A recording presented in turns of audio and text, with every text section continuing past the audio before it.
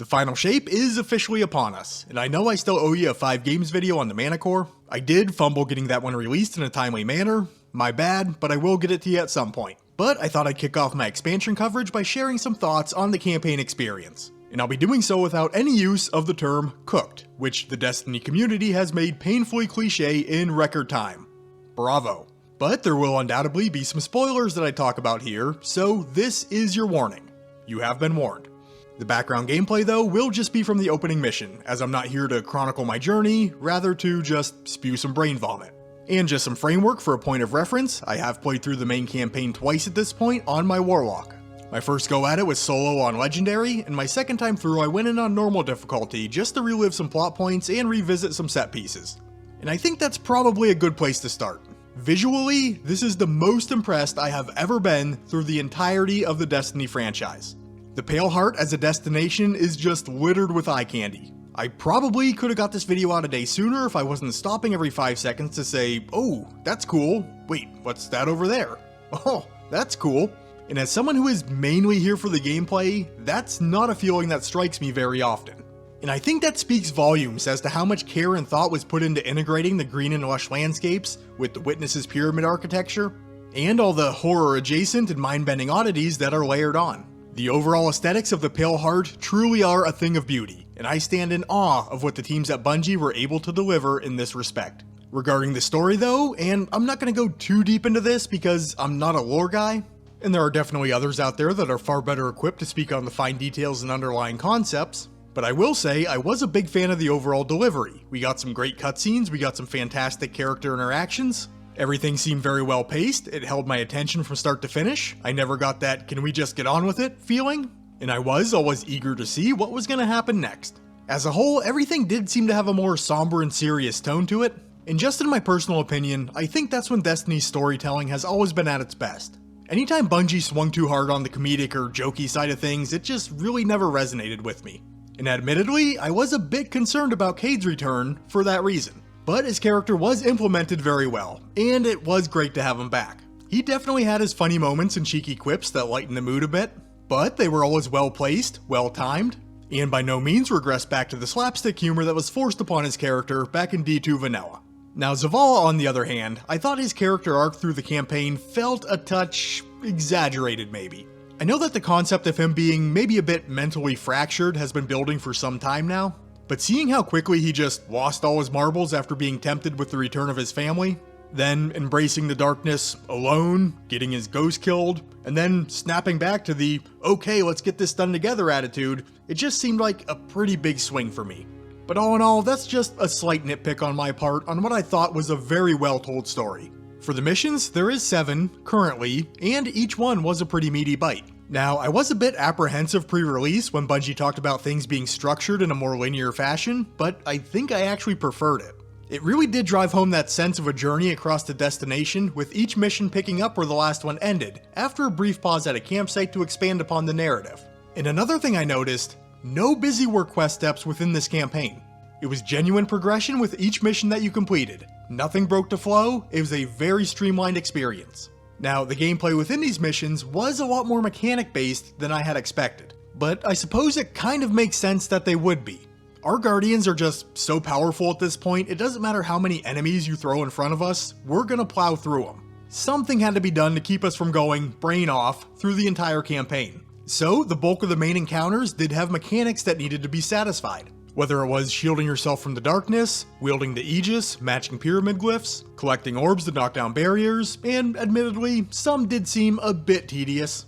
But they weren't really dragged out all that much, and there were enough mechanical variants to keep things from getting stale in my opinion. And Bungie did do a nice job at introducing these mechanics individually, and then combining them later on in the mission. Now, I am the type of player who does get a bit frustrated when things are just too mechanic heavy, or when a mechanic carries exponentially more weight than the combat aspect of things. And I'm happy to say that I didn't feel that way during any mission in the final shape. I thought they struck a really nice balance here. As far as the difficulty goes, normal mode shouldn't give players much trouble. The enemies are pretty soft in there, and I think once you get a handle on the mechanics, you should be all set. For my experience when playing solo on Legend difficulty, it was challenging, but not overly oppressive. A few of the encounters made me sit up in my chair a bit, and it took a couple tries to get some of them done. but I wouldn't go as far as to call any of them frustrating or unfair. If I had to draw a comparison, I'd say as a whole it was probably slightly less difficult than Witch Queen. But something else to make note of, no champions on either difficulty level. And while I'm not someone who has a general disdain for the very existence of champions, it was pretty nice not being handcuffed to certain weapon types to have to deal with them during the campaign. Onto the Dread, our first new enemy race since the Scorn released with Forsaken. They were interesting, I suppose. I 100% do appreciate a new enemy type to shoot at, but I feel like in the pre-release material from Bungie, they were hyped up to be a bit more threatening than I actually found them to be. Now keep in mind, this opinion is coming from the perspective of someone who has over 4,000 hours logged in Destiny 2 on Steam alone, and I might change my tune when I start squaring off versus the Dread in endgame level content. But during the campaign, I mean, ads were ads. I saw them, I shot them, they died, I didn't give them a second thought. It was a little different story with the Subjugators though. Both the Stasis and the Strain variants do possess the ability to mess you up pretty good if you're not careful around them, so it did make some of these fights a bit more interesting.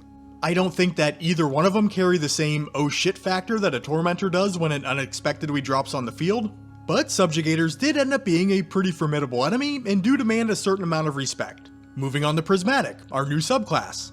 I love it. Now, I can really only speak on it on a superficial level because I only have half of the fragments unlocked at the time of recording, but already, the sheer amount of build crafting elements involved here is very exciting to me. The new Prismatic Warlock Grenade is pretty damn sweet, and I'm someone who is a fan of the Light and Dark Transcendent meters. It really does make you think a little bit deeper about your elemental damage sources. I have heard some people say that it feels a bit restrictive maybe, and I can definitely see things from that side of the fence. I do like how it promotes diversity though, and the benefits for those who embrace it seem to be quite solid. And while I definitely have a lot more work to do before I can say that I've fully explored the subclass, so far I'm really liking what I'm seeing, and it's getting a preliminary thumbs up from me. I did have one main issue with the campaign though, and it was the last mission. At least the last mission that we have access to currently. Presumably, once the raid is cleared, there should be one more. Now, I knew we were not going to outright defeat the Witness here. For as much as Bungie has touted the Witness over the past few years, killing it in the campaign would have been unceremonious. I get it. But the way everything played out during that final mission just left me a little bit unfulfilled. We were finally face to face with the Witness on the battlefield, but never actually got to engage it. The fight was really against two Subjugators, with the Witness just moving around and throwing darkness shards at us.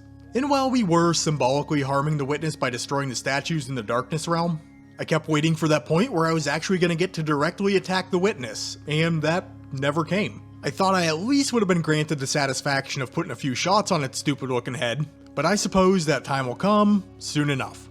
From a more holistic perspective though, I think the entirety of the Final Shapes campaign has been phenomenal. So I'd like to offer a true and sincere thank you to all of the boots on the ground employees at Bungie that made this happen. And also to you for taking the time to check out this video. The Ironworker Gaming channel lives and breathes because of your support, so I do greatly appreciate you sticking around till the very end. But with that, have a great day, Guardians, and I'll catch you on the next one.